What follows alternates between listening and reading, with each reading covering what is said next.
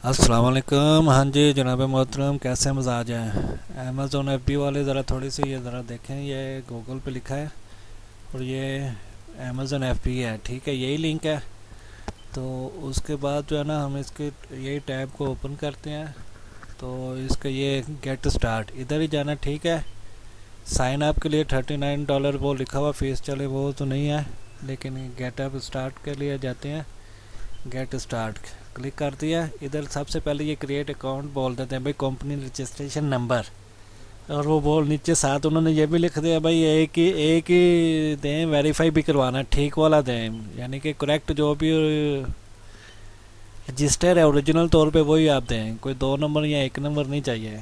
जो original verify होगा, pin number भी आपका नाम वगैरह इधर लिख सकते हैं। ये तो चलो इजी प्रोसीजर है। टेलीफोन नंबर से भाई हम एसएमएस से वेरीफाई भी करवा लेंगे, ये इशू नहीं है। एक तो ये इशू हो गया, आप सब लोग बोलते हैं भाई फ्री फ्री फ्री।